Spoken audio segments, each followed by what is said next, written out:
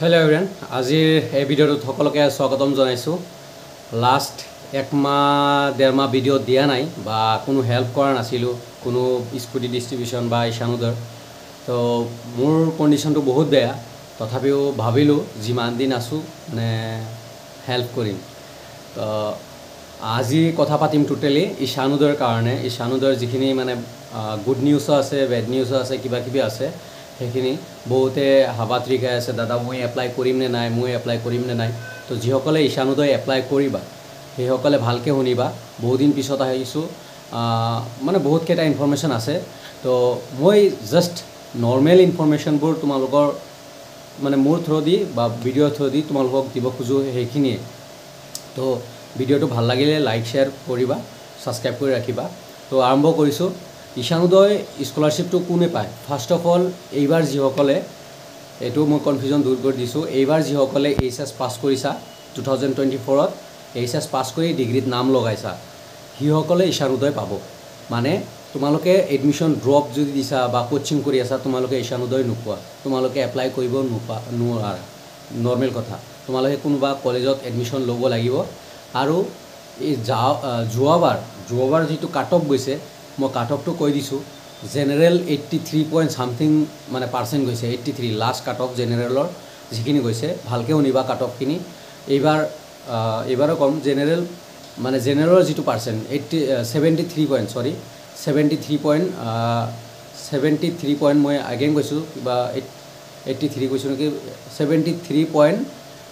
something গৈছে তো যিসকল জেনাৰেল ষ্টুডেন্ট আছা তো এটলিষ্ট যদি 70% আছে মোৰ মতে এপ্লাই কৰা ভাল মোৰ মতে মই ৰিভিউ মই মানে অপিনিয়ন দিছো তোমালোকে কৰা নকৰা তোমালোকৰ কথা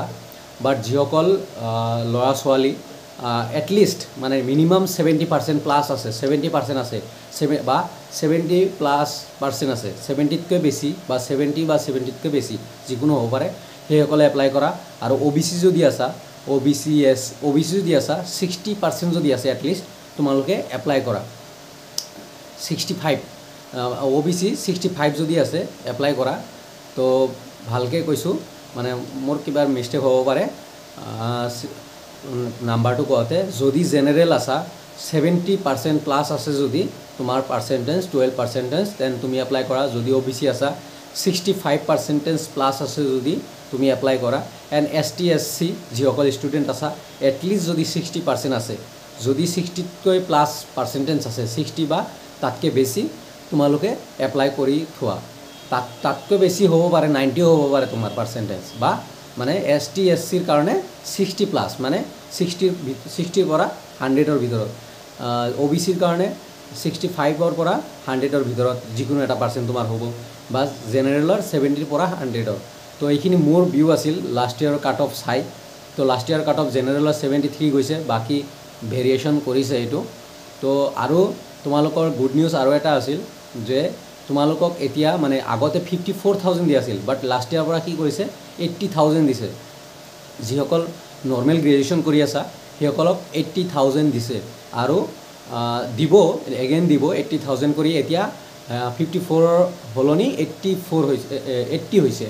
আগতে 54 আছিল এতিয়া 84 দিয়া হৈছে মানে এবাৰো 80 দিব আগতে 54 আছিল এতিয়া 80 সৰি কিবা হৈছে মই নাজানো দেই একদম আগতে 54 আছিল পাৰ ইয়াৰ বাট এবাৰ 80 পাৰ ইয়াৰ দি আছে তো আৰু আগতে 3 বছৰ আছিল বাট এবাৰ 4 বছৰ এনইপিত মানে ডিগ্ৰীটো 4 বছৰ হৈ গৈছে তো সেই কাৰণে তোমালোকক 4 বছৰ পইচা দিব 80000 পাৰ ইয়াৰ মানে 8 4 গুণ 32 3,20,000 আগতে 1,62,000 দিছিল এতিয়া 3,20,000 পুৰা ডাবলে প্ৰায় ডাবল মিন্স ডাবলে তো তোমালোকে এপ্লাই কৰা এন্ড জেনাৰেলৰ পাৰ্সেন্টটো কৈ দিলো মোৰ মতে কৈছো দেই তো এপ্লাই কেনেকৈ কৰিবা তোমালোকৰ মই ভালকে কৈছো মই লাইভ আহি কম বুলি ভাবিছিলো বাট নকলো পার্সেন্টেজটো কৈ দিলো আৰু কিমান টকা পাবা সেইখিনি কৈ দিলো তোমালোকে এপ্লাই তোমালোকৰ ওচৰত যিকিনো এটা ভাল কেফে কম্পিউটাৰ কেফেত যাই তোমালোকে এপ্লাই কৰিবা এপ্লাইৰ প্ৰসেসটো তথাপিও থুলমুলকে মই জনাই দিছো যে তোমালোকে এনএসপি পোৰ্টেলত তোমালোকৰ ওটিআৰ বুলি এটা আছে সেই ওটিআৰ বনাব লাগিব ওয়ান টাইম ৰেজিষ্ট্ৰেচন কৰিব লাগিব তাৰ পিছত তোমালোকৰ ডকুমেন্টছখিনি লাগিব তাৰপিছতহে তোমালোকে এপ্লাই কৰিবা OTR বনোৱাৰ পিছতে OTR বনাওঁতে তোমাৰ আধাৰ কাৰ্ড লাগিব বা আধাৰ কাৰ্ড চিডেড হ'ব তাৰে লগত তো তোমালোকৰ আধাৰ কাৰ্ড মেণ্ডেটৰী তো তোমালোকৰ কি ডকুমেণ্টছ লাগিব তথাপি ডকুমেণ্টছখিনিও কৈ দিছোঁ তোমালোকৰ HS মানে 10-12ৰ মাৰ্কশ্বিট লাগিব তাৰপিছত PRC লাগিব তাৰপিছত ডমিচাইলটো NSP পৰ্টেলৰ পৰা ওলাই যাব সেইটো কলেজৰ পৰা ফিল আপ কৰি এগেইন আপলোড কৰিব লাগিব তাৰপিছত PRC লাগিব এফিডেভিট লাগিব income certificate must B and Aadhaar card and passbook তো এইখিনি হ'ল ডকুমেণ্টছ লাগা তো বাকী সৰু সুৰা কিবা এটা ইনফৰমেশ্যন লাগিব পাৰে যেনেকুৱা admission number college admission number তাৰপিছত ৰেজিষ্ট্ৰেশ্যন নাম্বাৰ সেইবোৰ তোমালোকে তোমালোকৰ 12 ৰেজিষ্ট্ৰেশ্যন নাম্বাৰ তোমালোকৰ ৰেজিষ্ট্ৰেশ্যন কাৰ্ডত পাই যাবা বা কলেজ ৰেজিষ্ট্ৰেশ্যন নাম্বাৰ কলেজৰ পৰা পাই যাবা সেইবোৰ সৰু সুৰা বাট মেইন ডকুমেণ্টছখিনি হ'ল PRC আধাৰ কাৰ্ড ইনকাম চাৰ্টিফিকেট 10-12 মাৰ্কশ্বিট তাৰপিছত এফিডেভিট এইখিনি হ'ল মেইন ডকুমেণ্টছ তোমালোকৰ তো তোমালোকে এপ্লাই কৰাৰ সময়তে এপ্লাই কৰি তোমালোকৰ ফুল ইনফৰমেশ্যন দি তাৰপিছত তোমালোকে এই বস্তুখিনি আপলোড কৰিব লাগিব ডকুমেণ্টছবোৰ এটা এটাকৈ আপলোড কৰিব লাগিব যদি আৰু বনাফাইডটো তোমালোকৰ NSP পৰ্টেলৰ পৰা তাৰে পৰা ওলাব তোমালোকে লৈ কলেজত ফিল আপ কৰি কলেজৰ প্ৰিন্সিপাল ষ্টাম্প অফিচৰ ষ্টাম্প মাৰি এগেইন আপলোড কৰি দিব লাগিব আপলোড কৰি এভৰিথিং যিখিনি আপলোড কৰিছা সকলোবোৰ বস্তু তোমালোকে তোমালোকৰ নিজ কলেজত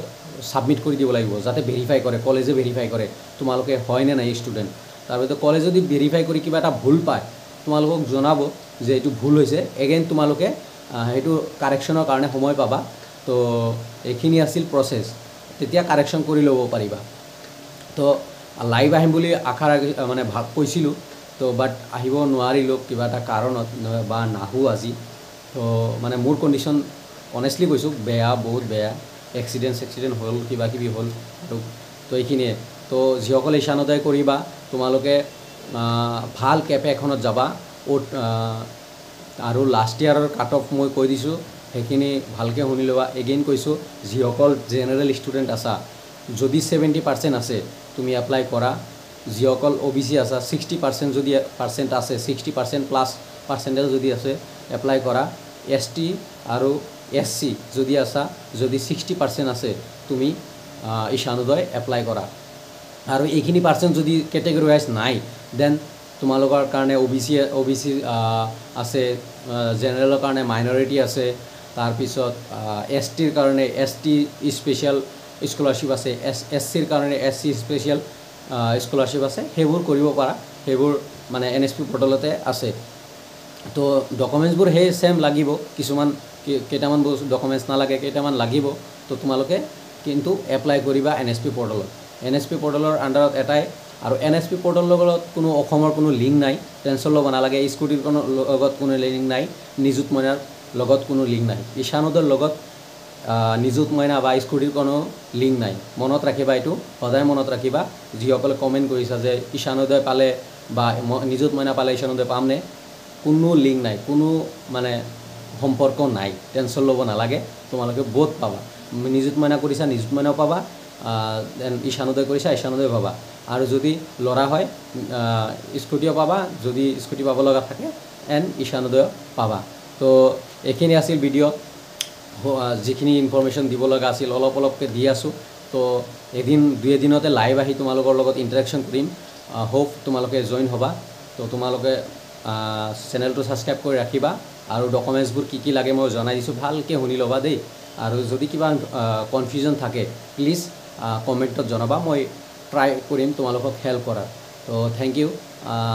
হোপ তোমালোকৰ দিন ভাল হওক থেংক ইউ